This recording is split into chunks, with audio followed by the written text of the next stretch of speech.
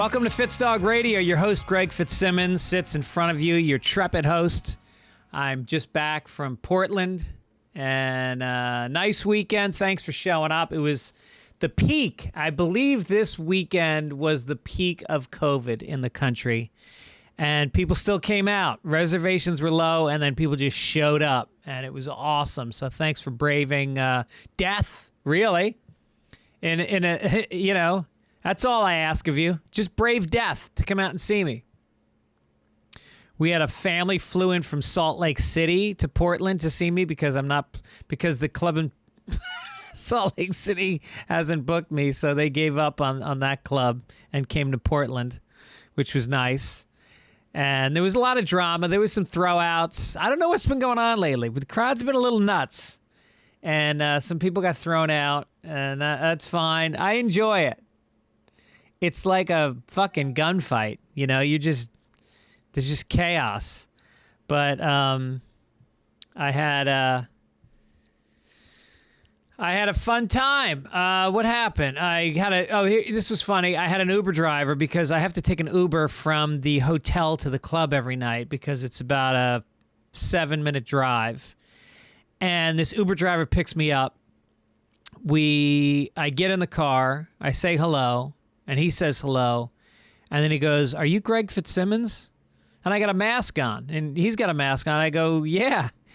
And he goes, "I could tell from your voice. I recognize you from your voice." And so we were driving to the show. And I said to him, "Do you want to come to the show tonight? There's a later one. I don't know when you get off." He goes, "I'll come to this one." So we pull up to the club and he parks the car and I bring him in. I walk him in. They give him a nice table. He watches the show. And then after the show, he drives me back to my hotel. How about that? And here's the crazy thing. Charged me. It went through. I mean, what's the protocol on that?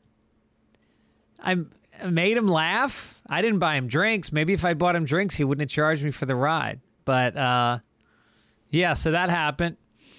And I walked around Portland a lot. You know, there's tents, there's grunge, but it's a beautiful city. It's a great city.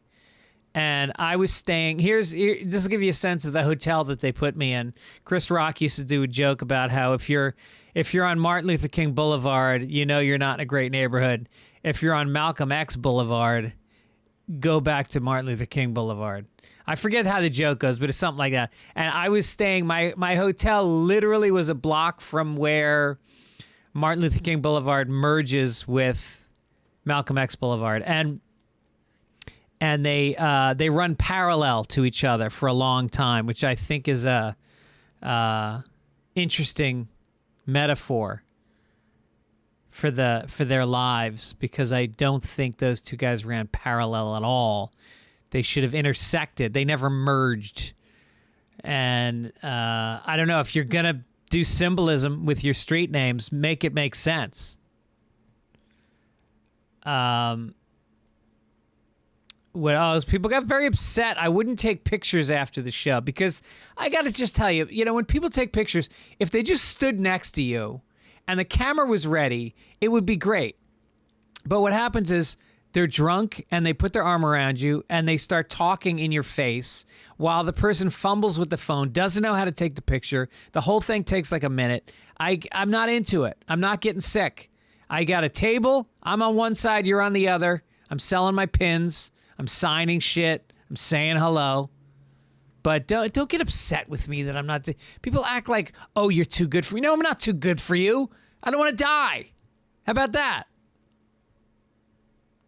All right, I'm kind of all over the place today, but I wanted to talk also about the football game yesterday. There was 2 amazing playoff games, and the Rams beat the Buccaneers, which was huge. Everybody's so afraid of Tom Brady in the playoffs. Fuck you, Tom Brady. You choked, bitch. You fucking choked. And I lost $50 to Mike Gibbons because I have a standing bet on Sunday Papers that I take the Buccaneers and I give the points because they're usually giving points. and I'm up for the year, and now I think maybe I'm back to even. I'll gladly give him the $50 on that game. That was a great fucking game. What a comeback. The Buccaneers came back from 27-3 to 27-27, and then with seconds left on the clock, the Rams kicked a field goal. That was a fun. And I'm just sitting there going like, why even watch the Chiefs game now? Because it's never gonna touch that. It was better. It was fucking the greatest day of football. I would honestly say, discounting like the Giants winning the Super Bowl and certain moments like this was the greatest day of football I've ever watched in my life. And I got home from the road. My flight was delayed. I was worn out. And all I was thinking, the only thing that was getting me through the day is I can't wait to sit down and watch football. And it was just so fulfilling. And people are pissed off because Kansas City won the coin toss in overtime. Did I say coin toss? I think I did. They won the coin toss, and so they elected to receive, and they marched down the field and scored a touchdown. Now, if they'd only kicked a field goal, then the Bills would have gotten the ball and had a chance to score themselves. But if you score a touchdown on the opening drive, you win the game. And people are very upset, and they want to change this rule. And I agree. Play the 15 minutes, especially in the playoffs. Play 15 minutes more, or make it 12 or 10. I don't give a shit.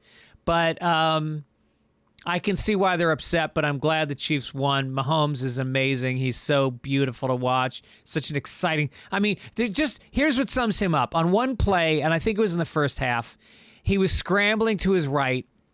There's a defender in front of him, and he threw the ball practically underhand and went right under the guy's arm that was trying to block him. And he's kind of famous for that. But he's a scrambler. He's an improviser. He's smart. He's got rhythm. His football has rhythm. It's like he just gets how everybody's moving, and he's in sync with it. And it's just beautiful to watch. So next weekend, I'm going to be flying back from Syracuse. I'm going to tape the games, videotape on VHS, and then sit down and watch them. It's going to be great. Anyway, enough about... I'm sure you're sick of hearing about these games. Fun time last Wednesday night at the Comedy Store. I'm on stage, and I did this joke about AIDS, a really dark joke about AIDS that I was questioning whether I should do. And the crowd laughed, but one guy laughed so hard, he was slamming the table and, like, yelling. It was, like, almost a disruption. And I look over, and who is it? How about Quentin Tarantino? Yeah, sitting alone at a table at the comedy show. And he apparently, one of the door guys said he was laughing his ass off at my whole set, which was pretty amazing. And so then after the show, I went out to the parking lot, and he's standing in the parking lot holding court. Like, when you hear the phrase holding court, he was literally standing there, and there were a dozen comedians standing in front of him as he, in a very animated fashion, kind of espoused his views on stand-up comedy and what influences he had and who turned him on, and talking about alt comedy back in the 90s, Dana Gould and Janine Garofalo, and all the way up through Chappelle. Like, he was fascinating. And he was sweating. He was so animated. And this went on. I stood there for 20 minutes, and then eventually, like, I had to fly out the next morning. It's the only reason I left, but I fucking left. I left Quentin Tarantino. And I didn't get a chance to talk to him, which bummed me out because he wasn't in dialogue mode. He was in monologue mode. And I didn't have a chance to say, hey, one of my best friends, Bill Clark, is your first AD, and who he's worked with for 20 years. He's worked with my buddy. And or that I'm buddies with Tom O'Neill, who Quentin interviewed and read his book and has been, going on and on about his book Chaos. So it would have been nice to chat with him, but it was cool that he liked me. And then There was one big name comedian who saw everybody listening to Quentin Tarantino, and he walked by and he kind of rolled his eyes like we were a bunch of bitches. And it's like, hey, it's Quentin Tarantino, dude. I'll stand here and listen. I don't give a shit. It's hard for some comedians to give it up. You know, to give up the alpha status to another alpha. Saw Louis C.K.'s special. It's phenomenal. Highly recommend you buying it. And Dave Chappelle on his last special called himself the GOAT, which immediately takes you down a notch as far as being the GOAT. You don't call yourself the GOAT. You're not a rapper. You're a comedian. And you know what? Louis better. He is not as charming. There is no stylistically cooler, more engaging comedian than Dave Chappelle. He's a born orator. You hang on his every word. But he gets a little loose. He gets a little too casual. His material is not pounded out. It's not as tight. It's not as hard. You know, technically, Louis is just a better comedian. And he switches it up. I mean, just the way he switches it up. He goes from profound epiphanies into silliness, just silliness. And then he'll go into personal stuff that you can relate to, and physically his voice is amazing. He's just got it. He has got it like nobody else. I mean, you can malign him and you can make hacky, stupid, obvious jokes about what happened to him, but he's the best. There's nobody better. All right, I got a bunch of other stuff, but I'll talk about it on another podcast. Oh, I'll talk about this. My buddy was at the show, Brian Van Horn, who is one of my best friends growing up. Maybe my best friend or close to my best friend growing up for many years since we were kids. He's just a lovely human being, a loving, good, giving human being. And we had such a nice time talking to him, and then I talked to him on the phone the next day, and it's really something when you have somebody who's like a soul brother and you can reconnect. And, you know, when we were kids, we had a lot of adventures. We did a lot of crazy shit together. We were very into drugs and drinking and trying to get laid like every teenager. And he grew up with a single, his mom was a single mom, solo parenting. Dad was like a classic deadbeat dad. And yet we hung out because his mom wasn't around because she was working, and we were just partying in his house. And I feel bad. I look back and I was like, we used to eat all his food, bunch of stoned fucking 14-year-olds eating all his mother's food that she had to carry up a fourth floor walk up after working a long shift.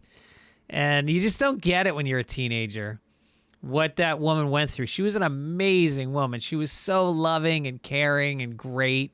And she worked at the hospital in human resources, and she got us all jobs. Like, all of Brian's friends at some point worked at the hospital, mostly in the kitchen. I worked as a tray girl, so I delivered the food to the rooms. She got me that job. I was the first guy to ever do that job. It was literally, the job was called tray girl. And I used to do it. And I did it when AIDS started, when nobody knew what AIDS was. They just knew there was this highly infectious disease that people were withering and dying from, and they didn't know how it was contagious. And so I just remember they even they called it something different than AIDS at first, and they used to mark the doors, and you'd wear a mask when you went in and plastic gloves, and you gave them plastic forks and knives to use. It was weird. So anyway, I could go on. I could tell Brian stories all night. But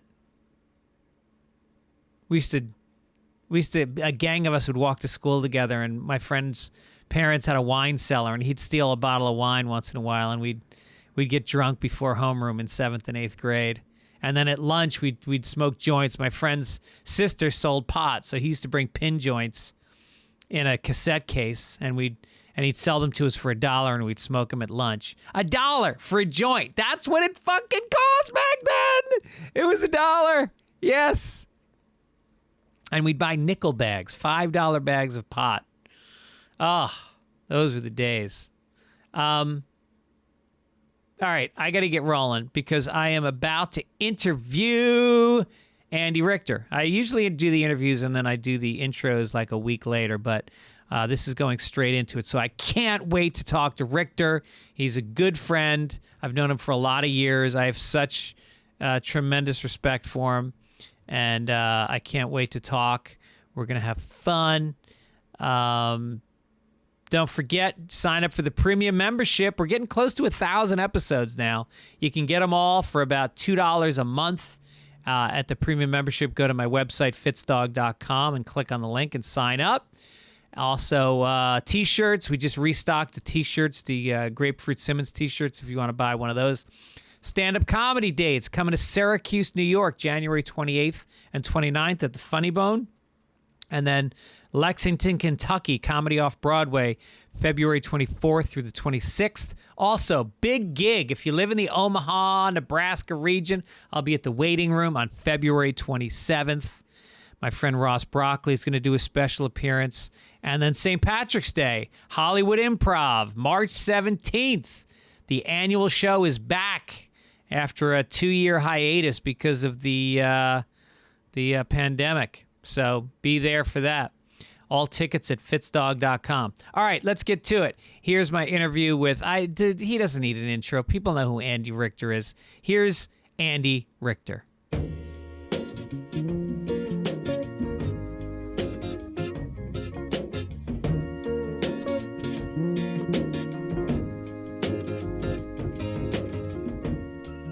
Andy Richter is my guest today. He's a lovable kind of a character. There's so many layers to you. Like when I talk to you, I see one guy. I know one guy. I've known you for many years. Yeah. And then there's the guy you see like as a talk show sidekick, and then you see the guy who's in movies. There's a lot of layers. I think I'm just exploring every corner of this racket, basically, you know, right. It's like, there is some really funny, enjoyable stuff about like how my career has unfolded. 'Cause I just set out to be an actor. I wanted to be, I did improv stuff. So, it's like, I certainly would not, if somebody had hired me on SNL, I certainly would have done that, but that wasn't really what I set out to do. I wanted to be in movies, How did you not or TV shows. How did you not get invited to SNL? Because you were friends with Melanie Hutzel and somebody else, right? And you were like part of their little group in New York. Yeah, but they got hired during a knee-jerk reaction to there's not enough women on the cast. Right. So I think they hired like 4 or 5 women all at once. Yeah. As they should have. But then I just was never part of the I got on Conan so sort of early. Yeah. Like my connection with Conan happened before. I had done the movie Cabin Boy, but I really hadn't done a lot of stuff beyond, like shitty Chicago improv stuff, like super low rent comedy club stuff, so nobody really, I wasn't making the kind of impression that you have to make in order to be like, we should see that guy for SNL, It just strikes me that you were so made for that show because you're a team player. You're somebody that could help carry a sketch, not just do punchlines in a sketch.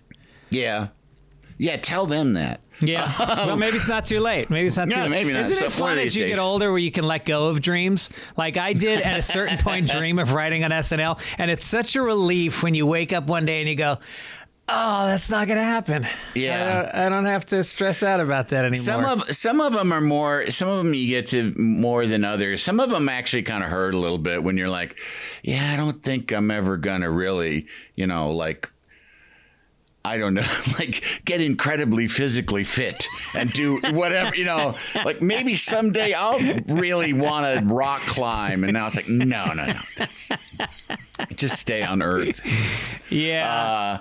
But yeah, there are other things like, although like in my mind, I also, with something like SNL, and the thing about our careers and I mean our business, not our individual careers, but like our businesses, your whole world changes with a phone call. Yeah, right. Like you could, you and I are both in a position where we could go on kind of like we are, which would be fine. And, we could do worse, like shit could happen and all of a sudden we're doing worse. Or like we might stumble into something that makes us like well-known and wealthy. Because it just kind of, sometimes it's just fucking random, it's random and it's don't get stuff until later, I love it when somebody hits it later. I love when like a Louis Black, just explodes later in life. Betty White. She's a perfect example, Right. Nobody really, she wasn't really widely known until and I think she was like 42, maybe even older when she started on Mary Tyler Moore. Yeah. And right. And then that was like the beginning of her career. Right. And now, how long ago that was. Yeah. And she just kept going and going. So, I think it's great. I think it usually makes a happier person too, like a more settled person. When you let go of things? Well, when you start later. Well, like when the big heavy attention, if you're going to get heavy attention, happens when you're older. Right. And kind of more of a grown up, because like my kids know kid actors, and I'm always worried about like, what happens when they become famous? Yeah. It is weird when like my kids, they know me as the guy that goes on the road, comes home on Sunday kind of tired, makes up for lost time for a few days, then maybe goes away. Maybe he's around for 3 weeks or a month straight sometimes. Yeah. But they don't really know me as a big celebrity. I'm not like you get recognized, obviously, a lot more than I do. And when I do get recognized, I always feel like this must be really cool for them, but then I also think this must be kind of invasive for them also, because when you're out with your family, it's this little bond. You have your little posse, and then somebody kind of breaks into it, and it sort of like, I don't know, it adjusts like your value to them. And I mean, did you ever experience that going out in public with them? Yeah, I mean, they're familiar with it. It doesn't happen a ton, because I just think like in LA people are more blasé about stuff. Right, It's like, and I'm not like the times when whenever like somebody's made a big fuss about me has always been like Slidell, Louisiana, like. Yeah. When went to my ex-wife's family and we went to the mall in Slidell, Louisiana, and there was like 20 kids following me around the mall. I had to leave just because I felt like it wasn't that I felt threatened. I just felt like, oh my God, you guys go to the fucking Auntie Anne's and get a pretzel. Stop it. It's very hard. You'll see nothing interesting by following me. Yeah, it's like, especially when you have low self-esteem, it's very hard to have 20 people worshiping you. Oh, absolutely. That's the way I've always like. My mother once told me early on, early on in my television career, I went back to Chicago for Christmas and we were walking around Best Buy because she had to get a present. And, Best Buy at that time had CDs. So I was looking at CDs, looking at movies. And when we got outside, my mom said, there were like 4 guys that work at that store that were following you around and just staring at you. And I was like, take that out of context. Like what? Like it's still like if you said that to me and I didn't have the job, I would think like, did they think I was a shoplifter? Did I look like a rapist? Like it's just you're still there's something, why everyone's looking at you and why you're getting attention. Yeah. but it still feels weird. I mean, and I'm just not I don't thrive. I like attention. Sure. It's great. But I don't thrive on it like some people do. I know some people who will walk through a place, and if every eye falls on them, they would be like, "Oh, right, mission accomplished." Whereas I would be like, "Is my dong hanging out?" Yeah, right. It also dictates how you go after your career. I mean, like some people really. I mean, I started with people like Dane Cook, who, and this is not knocking Dane Cook. I have respect for Dane Cook. I think he's talented, but that kid wanted to play Madison Square Garden from the time we were open micers together back in Boston in like 1993. And he would hang out, like we'd be at an open mic night and there'd be 20 comedians performing. He was third. At the end of the night, he was standing at the door shaking hands with every one of the 37 audience members that left the show. And it was like he got online and he got back to everybody on, at the time, I guess it was MySpace, and interacted and pushed himself. And he fucking wanted it. He needed it. Yeah, yeah. And I just think, like, to me, I've always looked at it more of like I'm a journeyman. Like I'm so lucky to be in this business, and every opportunity that comes, I feel like I haven't chased it, or I didn't used to chase it. Now I'm having to do a little more chasing now as I'm 55 than I did when I was younger. Yeah. Yeah, that's no fun. No. It's like when you don't have the energy to chase things, that's when it's like, now you got to chase things. Yeah. Yeah, well, like you say, there's always been something about people like that, go get 'em kind of people, like the Dane Cook thing you just said, that I have, first of all, just envied. Like, God damn, I wish I had more of that. Yeah. And secondly, kind of admired. But now when I look through my life at the people that have had that, it makes me realize it's never once has that dynamic in a person that has that dynamic that I know of. Never once have I been, that's healthy. Yeah. It's always been, oh my God, that there is a dark furnace that needs feeding and, inside this person. And without this, they'll go bananas, Yeah. I see I see it sometimes in young comics, like just burning with this energy to make it, which whatever the fuck that means either. And I just want to hold them and say, honey, have some fun, relax. Yeah. It's going to be fine. Like this it's not really a race. And everybody that treats it like a race and everybody that rides the highs and the lows is wrecked by it usually, Right. Whereas it's like, if you get in this and you realize, oh, this is, I mean, for me, a big step was always, oh, this is a industry. People work in this industry. Like, it's like, it was as if I'd gone to school and decided I'm going to be a veterinarian. Yeah. Like, it's like, that's a thing that exists. But in show nobody thinks of like show business as, everyone thinks if you say, I want to be in show business, they think you want to be in Madison Square Garden. Right. But I kind of started out feeling like, I think I want to be in show business. And I'd like to be an actor and stuff, but I can do props. Sure. And that was a first big step for me, was thinking of this thing and it was when I came out here for the first time. And we used to go because we didn't have any money, so everybody used to go to the beach. It was like, and also it was like, we're from Chicago and it's California. It's like, you got to go to the beach, right? There's the beach, and which then you live here and you're like, I haven't been to the beach in 2 years. Right.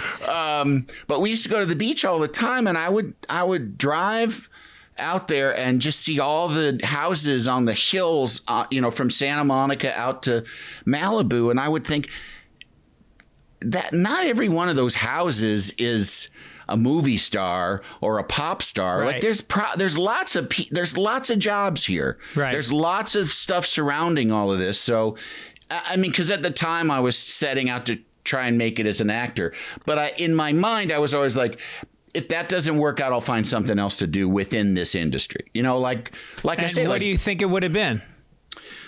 Well, honestly, I think if things had really fallen apart. Well, I mean, who knows? It could still fall apart. I still might need to have somebody help me take the real estate license test. Right. No, I probably would have ended up in advertising. Just because starting out in Chicago in film production and almost everything I worked on was a TV commercial. Yeah. So I probably would have gone back to that world because I still had some context in the production side of it. And I also just, from working in that business and just being funny on set, I knew like I twice was offered jobs just from being the funny PA. Like, hey, really? you should come by and talk to me just as copywriting, And I was tempted, with one of them. One of them was to move to Columbus, Ohio and become a copywriter. And this guy was really serious, like really like, I really want you to come work for me. And I was like, I'm sorry. I just don't want to go to Columbus. Like, I just don't think that would be. So if it had been New York or LA, you may very well be in advertising today. Yeah. If at the time they said to me, you can make $50,000, come work for us. You'll make $50,000. That might have been, considering I was making like 11 and 12 grand a year. Right. I would have been like, whoa, okay. Right. But then again too, I was young enough and kind of dumb enough, and not dumb in a bad way, just kind of like, well, might as well try, might as well keep going and see what happens. That's always kind of been, I don't know. There's stuff happening over there. I'm going to go over there, see what's happening, get in it, do well, and then see what happens with the next thing, Yeah, it's funny if you're available to the energy of life, not to sound hokey, but like if you're available to that, like there's something going on over there and I'm attracted to that energy and I think I can contribute. I think I can be a part of that. Life will unfold in a very interesting, productive way for you. But if you're like hard set on, I got to just do this, you're probably going to be miserable. There has to be some flexibility and openness. And, and I think a lot of people have, given up good opportunities because, and the best advice I ever heard was just work. I've heard that from so many different celebrities. Just take jobs, work, and do stuff. Yeah. And, and be kind of humble about it too, especially in the beginning. Yeah. And also know one thing that I think was incredibly important to me, and I didn't even kind of realize it at the time, but put yourself around people that like you want to be and you want to be like, and put yourself around people that, that make you feel less alone in the world, cause it's like, until I met, when I got to film school, I kind of felt like, oh, I'm more with my people. And then when I got to improv, I was like, oh, no, this is like, these are really my people. Like this, my improv friends would come to parties that I'd throw that would have my film school friends. And my film school friends would be like, why do they have to be so loud? I was like, because they're having fun. They're doing bits. Sorry. Yeah, we can't all brood. Yeah, I just hung out with one of my best friends that I grew up with, like maybe my best friend that I grew up with, and it's just so great to be around somebody like that and realize that like you can still be obnoxious and funny, and there's no line anymore of like you have to be cool and yeah. So did you ever have moments with kids you grew up with where you felt like you can't relate to them anymore? Kind of, but honestly, I haven't seen anybody in a long time. I just saw my best friend from growing up, who we are at like a Christmas card level now. Like that's kind of, it just kind of went that, it just sort of got that untended. But I saw him and his wife at a funeral that I went back to in Illinois, and there is that feeling of like, oh, we're back right to it, like I'm me immediately. Like I'm not I'm not being presentable. I'm doing what I want. I'm like instantly bitching about my mother, basically. Right. Whereas I wouldn't be doing that if it was just someone that was an acquaintance from 10 years ago. Yeah. Right. But yeah, no, I haven't kept up real well with a lot of the people in my life. Honestly, I don't keep up that well with people anyway.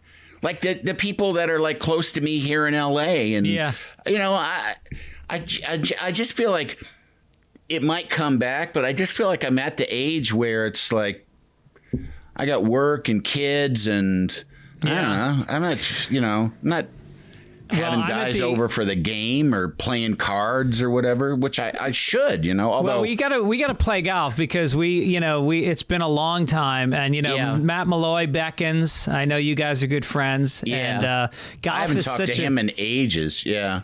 Golf is just such a perfect way to reconnect because it's like 4 hours where nobody's phone is on and you're outside and there's side bets and there's ball busting and then you all go your separate ways. It's a perfect social interaction. Yeah. And it's a nice walk outside too, Right. Yeah. I remember the last time I saw you was at a golf tournament. There's a Zoe Friedman does this. Oh yeah, and a Amber, charity one. Yeah. Yeah, they did to raise money for comics that have run out of money, basically. And it's a great charity. And so, were you a part of that? Did you witness those guys that they kind of cheated? And then they won, and then they didn't give them the prize because, in golf, you self-report. You turn in your scorecard, and people just have to believe whatever it is. But apparently their score was, like, so low, it was impossible to believe. And so they disqualified them. And then they got drunk, and they tried to fight. Did they try to fight the guys that they gave the prize to?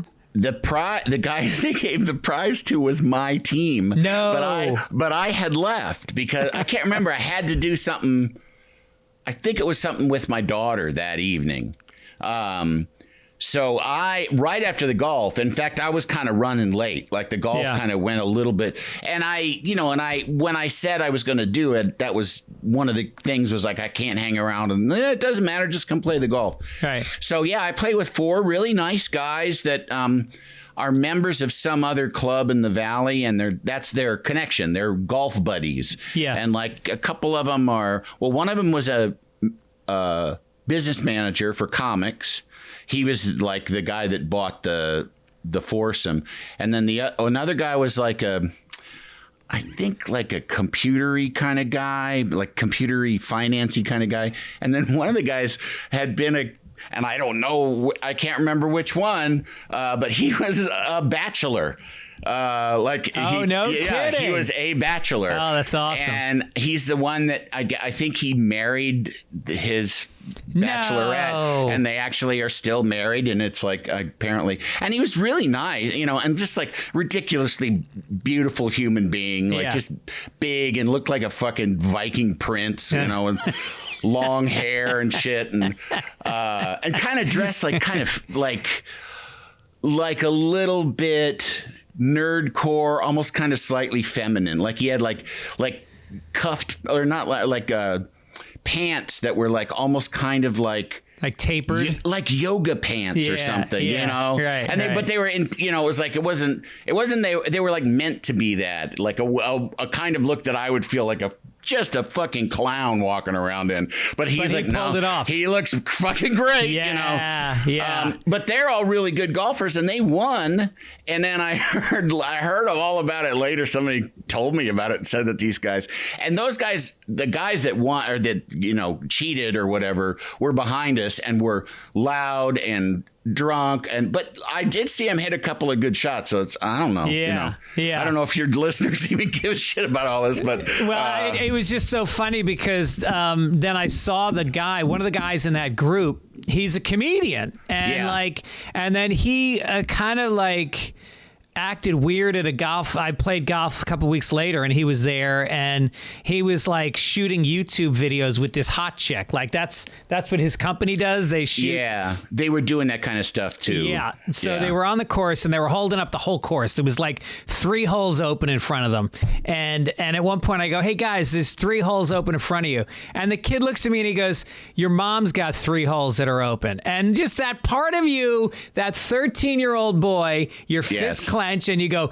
"You're talking about my mother." Meanwhile, who gives a fuck? But I really like almost fucking went after the guy, and I was playing golf with my daughter and her boyfriend, so it was especially like, what the fuck did you say to me? And I know this kid's name, and I don't wish bad on anybody, but I will negatively impact this guy's career because he's a guy who's trying to get into the clubs, and he's going to hit some walls. Yeah. I can't imagine it. You just must have to have some kind of genius for being an asshole that repeatedly and that brazenly, because it would stress me out to be that much of an asshole. The notion of holding up people behind me. Forget golf, anywhere. It would just be, I'd be like a mess. Like, we've got to just pick up, let's go, We're inconveniencing people. Yeah. I do think that selfishness is, to me, the cardinal trait of why I would dislike somebody. Yeah. I think a lot of everything, whether it's a stranger that's, texting while the light turns green or whatever it is, that is the fundamental thing that's socialized into us, is that we can't function as a social pack if we care too much about ourselves and not about the group. Yeah. And that's what vaccination has come down to. Yeah. Yeah. Absolutely. Yeah, no, that's, it's... We are troop apes. We're like apes that live in troops. Yeah. And but you wouldn't think that in America. Like America, it's all about the solo guy, and like the John Wayne. And that's all. That's like everybody that loves Donald Trump, I think, has some pick. They're in the movie of their life. They're John Wayne, and they're, they don't follow the rules. They make the rules, and I don't care what you say, and And you're not going to tell me what to do. Yeah, you're not going to tell me what to do, which is all like, that's all like child thinking, Yeah, right. And then, but I remember once Jackie Chan was on the Conan show. And we talked about, because, there's those famous blooper reels, at the end of his movies, all the stunts that go bad. Oh, really? Yeah. Because one of the main things about his like classic movies is you see a guy on top of a bus, and the bus brakes hard, he flies off and lands flat back on concrete off the top of like a tour bus. Right. And there's no faking that. Like that fucking guy. And then there's always, after every movie that he does, there's like a montage of like Jackie Chan, bleeding or like breaking his ankle. And then they make a thing that looks like a sneaker to go over his cast so he can continue to jump onto a boat. Yes. But he said in this interview, like Conan asked him about like, how come you guys like, like you put yourself on the line and you get hurt and, and not just you, but your stuntman. And he went, well, what's the phrase? Like in Asia, life is cheap. Like, and that's what he's like. And everyone laughed. He went, no. I mean, like, no one thinks like my life is so special that it needs to be protected. You need to kind of, whatever the group's doing, I need to contribute, you know? Right. And, I mean, it's Jackie Chan saying it, but, I'm not people do talk about like a different philosophy among people in the East where it's not about individualism. It's about collectivism. Your ego. Yeah. It's about collectivism. It's about we're all in this together and no one is more important than the other. And of course there's holes and logic flaws and, hypocrisies and all of them, but they at least do kind of it isn't like the things that happen in this country of every, the person that's not whoever that quote was, nobody's poor in America. They just think they're temporarily inconvenienced millionaires. And I think that's really true. Yeah. I think that people think like, I'm going to be on the side of rich people because one of these days, speaking of things you have to let go of, a lot of people need to, maybe you won't be a millionaire, maybe having a house and a family and a job and getting to go on vacation, maybe that's good enough. Yeah, and this is such a culture of ego, and I feel like it's compounded in the last few decades. I guess, I think they call the 80s the me decade, and that's kind of when it started of Michael Jordan getting a shoe contract that was worth $100 million and people worshiping his image on a shoe. And then, Donald Trump emerging even in the 80s as a guy who was a playboy, who lived the life, and he did it by breaking the rules, and he did it by being an entrepreneur. And that whole psyche has intensified in this country to the point where you really can't get people to step back and say, this constitution of this country that I live in says that I need to get a fucking vaccination. It says that I have to do what's best for the greater good. Yeah. Yeah, no, it's absolutely bananas that we live in a world where polio was eradicated, and that they still insist on polio vaccines just in case, and your kids have to get all kinds of shots just in case when they go to school. There's nothing different about all of those diseases and viruses. It's a preventable thing now, and and everybody quibbles. And it bugs me too. I'm not a huge fan of Joe Biden. I like Joe Biden just fine. But the amount of shit that he's catching for where we are at with COVID. And, they bungled things, some bureaucratic things like masks and, giving out masks. First they're not gonna, and then they're gonna, stuff like that. Yeah. But one of the problems is we're the only rich country still fucking doing this shit. Yeah. And the reason we're doing that is because people won't get vaccinated and they won't wear their masks. Yeah. Two things keep this thing down. Yeah. Vaccinations and wearing your mask. And that's what these fuckers have a problem with. Yeah. Which has led me to think maybe there's some sort of herd mentality cull happening, that somehow the big hive brain that controls humanity is we need less white people. Yeah, we need less old white people who drive large Suburbans and pickup trucks, because it's just crazy. Their mask distribution is going to be a problem if we continue to need masks because baby won't wear one and baby won't get a shot. Yeah, right. And I'm just disgusted with it. And I saw a clip of Barry Weiss, who's that kind of quasi right wing ding dong who was a writer for the New York Times and is very victim-y about, being right wingy.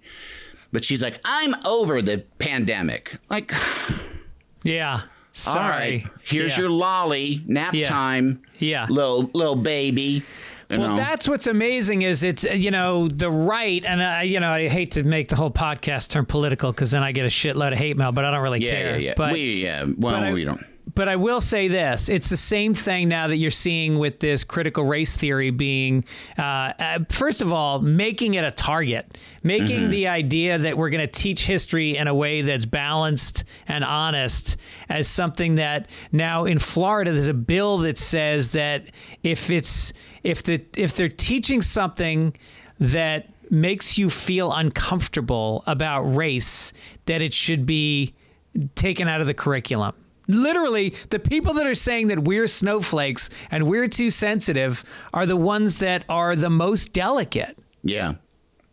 Anyway. Let's get back. Like I say, it's just infuriating. Yeah. It's like arguing with a stupid person. Right. You know, if you've ever had occasion to do that, like to where you try every tact.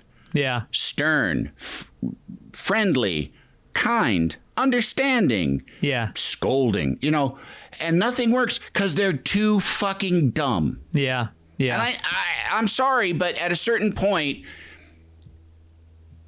if you are encouraging death, and you are encouraging death, and that you look at all these like little qualifiers that are out there on the internet, as opposed to the dumb, just hammer simple things of masks and vaccinations.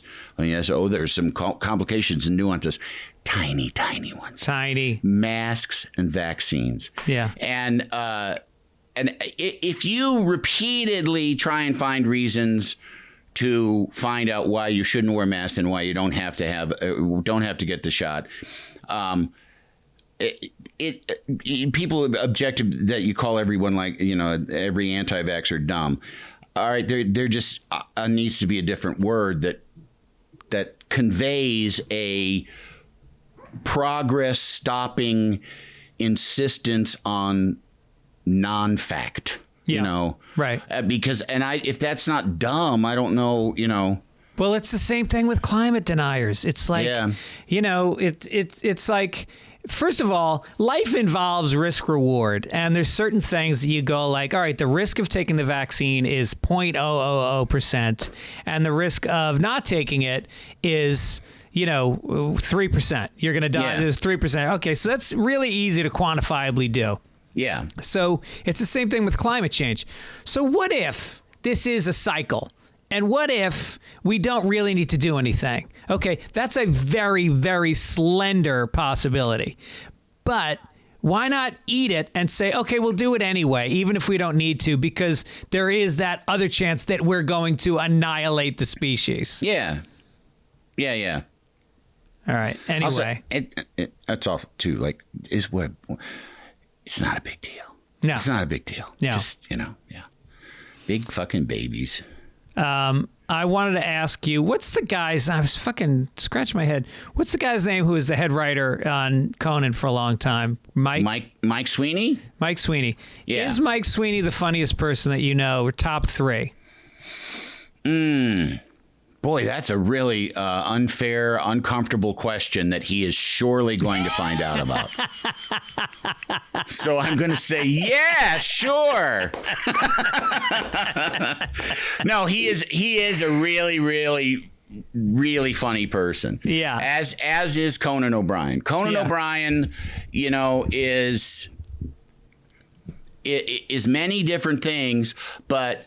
And he can also be exhausting because he's like a kid that needs Adderall. Right. And everyone that is around him at a certain point gets this kind of disinterested resolve to just kind of ignore the sputtering whirly bird going off in the corner. And he'll say things and just like that, it would be jaw dropping, and then nobody even listens. Nobody can even hear it. But he just has a, squirrel on a treadmill energy. Yeah, right. But he also, just as a hang, holy shit, that guy is fucking funny, especially when he is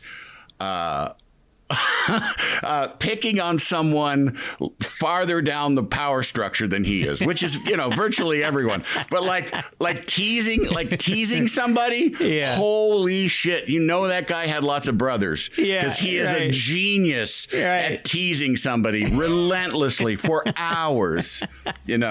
He told me he used to do this bit that he would at a party that he had friends that would be Confederates too, that they would like help him with. And they would say things like, oh my God, say like there's somebody at the party named Janet. Yeah. And they'll be like, oh my God, Janet, you have to, Conan does this impression of you. And then the short story, they draw that out. No. And then later, make him make them beg him to do it, or make the person beg it to do it. And he's like, all right, Janet, here's my impression of you.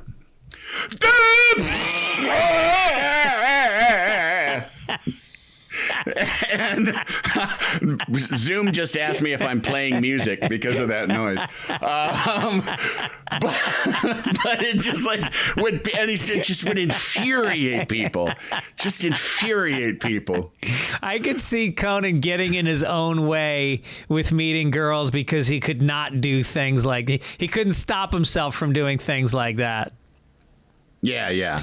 There's always like there's people. It's funny because and I talked about it on the podcast before, but like Quentin Tarantino was at the Comedy Store the other night, and he was holding court.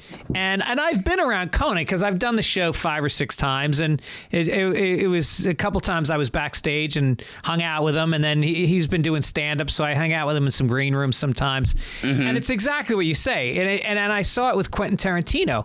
Quentin was sweating. He was so animated talking to a bunch of us comedians about comedy, and he was lecturing. Like, he was telling us about comedy. And he was being funny, and he was telling great stories, and you didn't want it to end, but there was also no conversation.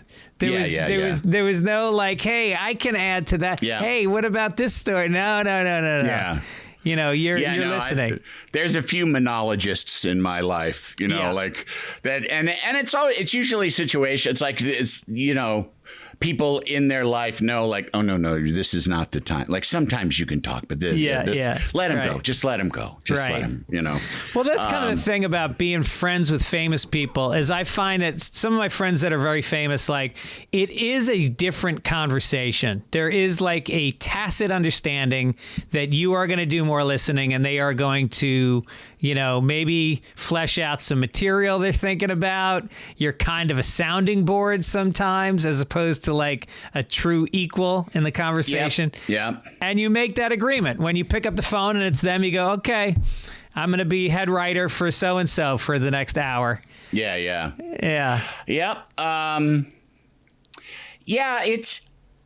I try and be aware of that sometimes. Like when I talk to people, I feel like I have to be careful to not be a monologist myself. And I think I'm good at it, or good at policing myself about it. But yeah, there are just, well, especially like Quentin Tarantino is like, his name literally means he tells everyone what to do. Right. Like not his name, but his job title. Yeah. Director. He directs everything. So this guy's not used to being told no. Mm-hmm.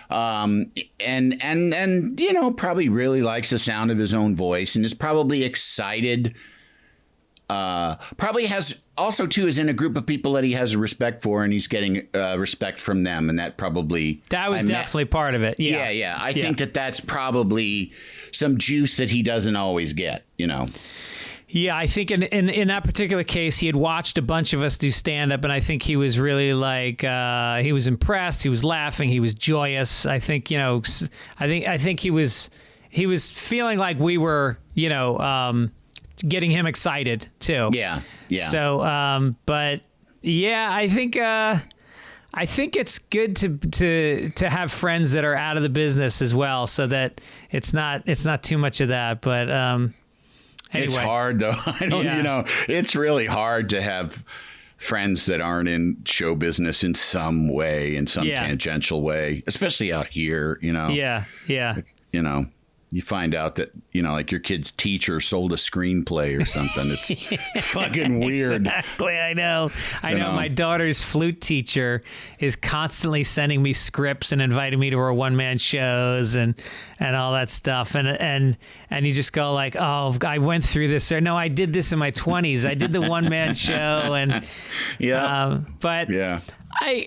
But if somebody sends me a script, not unsolicited, not like people who I don't know, but if it's somebody that I know, or if it's like like there's a doorman at the Comedy Store that wrote a script and he gave it, and that's sort of like your agreement. If you're a comic at the Comedy Store, if you're a Comedy Store comic, the door guys, you are mentoring them. That is part of the gig because they've been selected to be doormen because they show promise as comedians and they're good people. And they're people that, I think Kinison was a door guy. I think Mark Maron was a door guy. I think Ari Shaffir. Like, there's a ton of really good comics that started out as door people at the Comedy Store.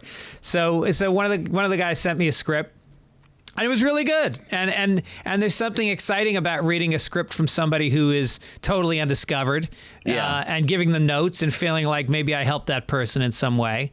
And putting your name on the script and taking it around. Exactly. This nobody. Who's going to believe this nobody? Yeah. You just handed him $1 to get your car, and now you're going to believe that he wrote this script? Get the fuck out of here. Yeah. But it does make me think sometimes, like, we talk about, like, opportunities and what you're drawn to and what you might do next in life. Like, I would love to teach. Like, I think I could very comfortably, happily teach maybe creative writing or somehow teach comedy to people in a way and feel like I'm helping them. Is that something you think you could do? Yeah, I think I could do that. I also sometimes have had fantasies about, becoming a therapist later in life. Really? Yeah, because I have been in therapy a long time. I'm a big believer in it, and it's done amazing things for my life. Keeping it in, doing it in a particular way, and using it as as an engine of progress. Like, that's the main thing. Like, and for me, it takes the place of what religion does for a lot of people. Right. In that it just gives me, like I said, a sense of progress. Like, one of the things that the notion of that I'm going to heaven is that you feel like, okay, I'm closer to heaven. It's like you're being good because there's this carrot at the end of the stick, but you have to go the whole length of the stick. But you always feel like you're getting closer to God. And this way, you always feel like you're getting better, and so there is this progress, and there's a reason to still be here. There's a reason to continue. There's a reason to still keep working. And I think I like the process of it. I think it's like a fascinating process when you can discover things about yourself that you didn't even, Right. Like, there's been stuff that I've said in therapy, and as I say it out loud, I realize that has been a nebulous feeling floating around in my brain for a couple of years now, and I just never put it into words. And there it is. And whether it's something you got to get past, whether it's something that's like a key to help you fix something, it just vocalizing what you're going through and what you're feeling helps you get a handle on it, and helps you get a handle on your life and feel some sense of control, Right. And that's all really valuable to me. And I mean, I'd have to go back to school and do it too, but I would feel, I would feel useful, Yeah. Right. Then I also too think sometimes, like, because my plan is to wait for the phone to ring and somebody to hire me for a TV show, and and then another TV show and stuff. But it's like, I feel like this has been kind of a scary time because it's in between Conan, like the TBS show ended, and I haven't had a whole hell of a lot to do between then and now. And, everybody, all my agents and managers are, like, it's like not a good time to be a 55-year-old white guy out there looking for work. I think you probably relate. Yeah. But that's what it is. And so, but I do feel like I am going to, like, I do have ideas of wanting to make a decent living in show business and then quit and do something else. Right. Like, for the last, 10 or 15 or, until I can't stand or whatever. Mm-hmm. Like, one of those things would be like move to a beach town and open a breakfast restaurant. Yeah. Like, that would be, like a place that closes at noon. Like, I could do that. Yeah. I don't mind getting up early, and then and also just to be, you hire everyone else to do all the dirty work, and you just kind of, you hang out at your coffee shop and, talk to the neighbors. Yeah. And you just become part of the community. But just getting back to therapy, because I've been in therapy a lot of years, and I kind of stumbled upon cognitive behavioral therapy, which I have found to be so like pragmatic and useful. I mean, you talk about realizing something you've been thinking about for a while and naming it and catching it. And so you're aware and you can actually change the way your synapses work. So you can literally redirect a negative thought into something that doesn't necessarily have to become constructive, but at least you can call bullshit on some of your negative thinking. Yeah, yeah. Like what type of therapy do you think has worked for you? Sometimes there's that, I use that kind of just a more, because to my understanding, that kind of behavioral therapy is, and I have people in my life that have like little varying degrees of what seem to be like personality disorders. Yeah. Like where they just kind of have, like they're not serial killers or anything, but they have a hard time understanding other people. They have a hard time empathizing or projecting themselves into another person to see something from their perspective. So in that situation, my understanding was that this kind of therapy is notice situations. When you are in those situations, what do you normally do? And what's the outcome? Do you like the outcome? Go back a step and change what you normally do, and then you just kind of do that repeatedly. And that is really useful if you are like getting in trouble by, being, say, like, I don't know, being rude to people, or being hostile, you can sort of that, like if your thing is, I'm sad all the time, like there's not a lot of, there's not a lot of behaviors to change. I mean, there are, yes, but my therapy has just kind of been, it's, my guy, it's a hybrid. I mean, I don't even ever talk about it or worry about the methodology. We've talked about it, but we haven't talked about it in years because I've seen the same guy for 25 years at least. The same person for 25 years? Yeah. No shit. Yep. Wow. Very, very useful but I mean, he's great. I started seeing him in probably like, it may even be more than that. It's 25-ish. It's probably around 95. Have you ever seen him socially or outside of a session? Well, he lives in New York. He's in New York, so I've done phone sessions since 2000.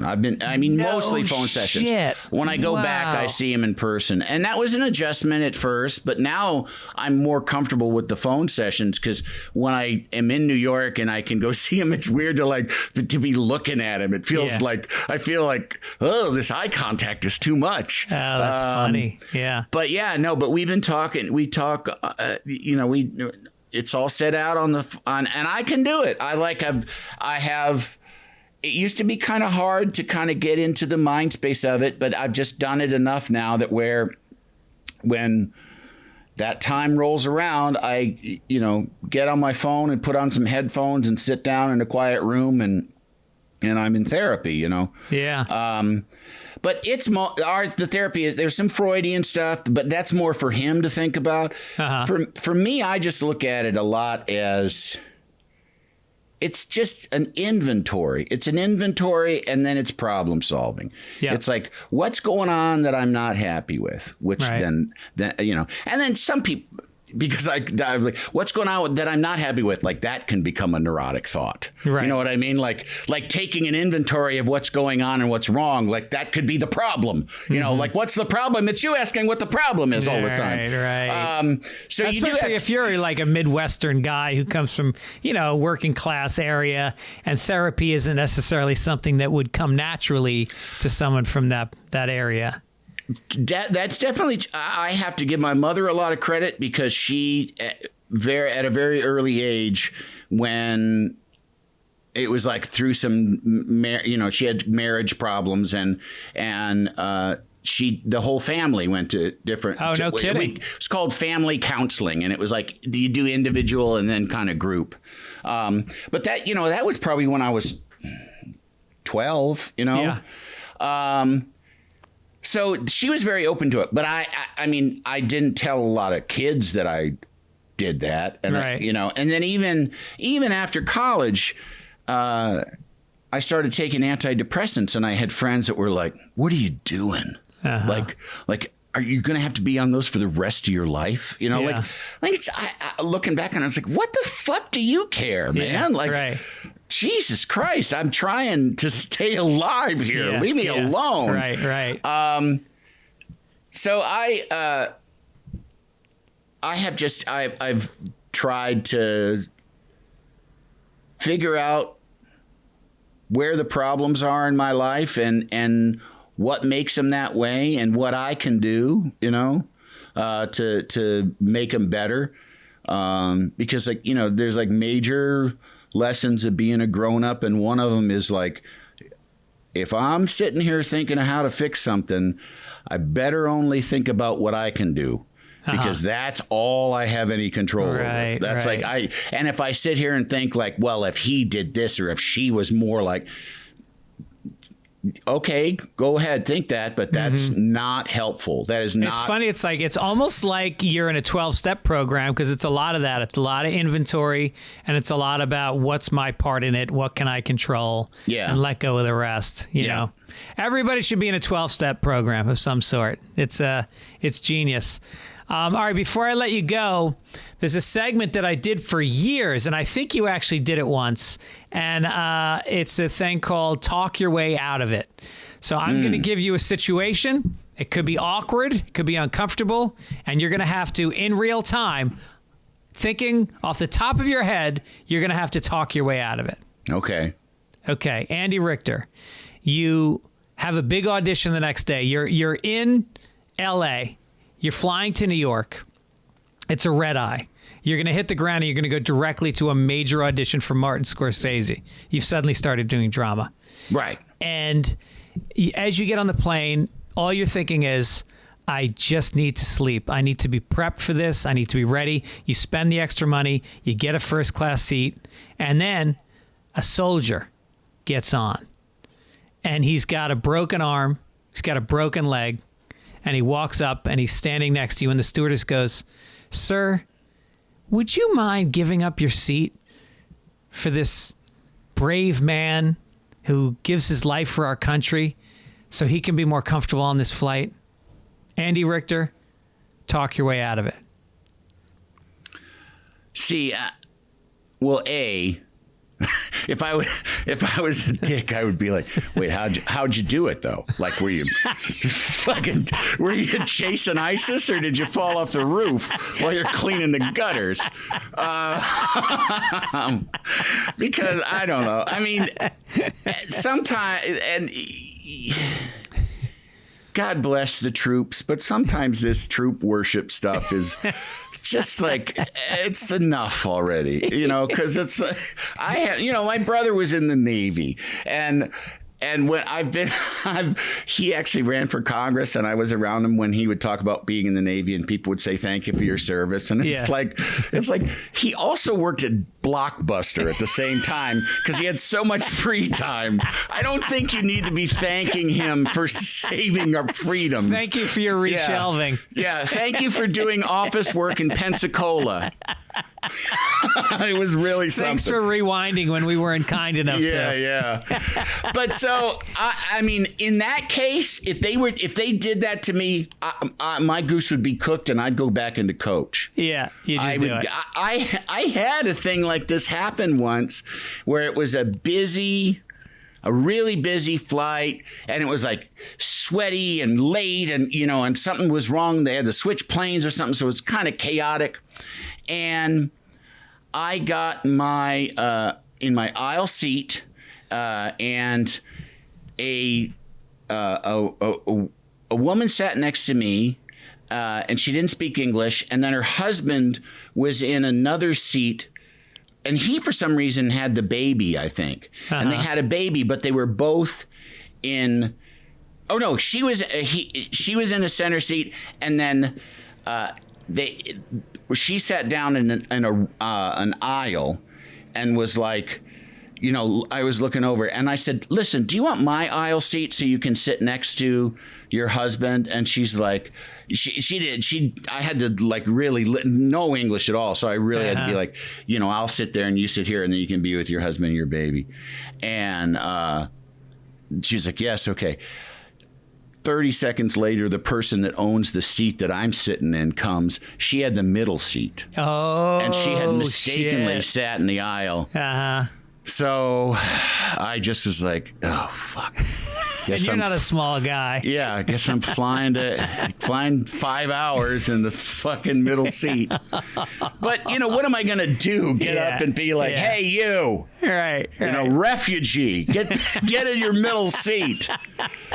All right, so listen, that's, I would always opt. I'll always fall on my polite sword, Of course. You're a kind gentleman. You've got a podcast that people should listen to. It's called 3 Questions with Andy Richter. And also, I listened to your audiobook, The Incredibly Inaccurate Biography of Andy Richter, and it is so entertaining. Oh, good. I'm glad you liked it. Yeah. It's really, it's a fun idea, and it's well executed.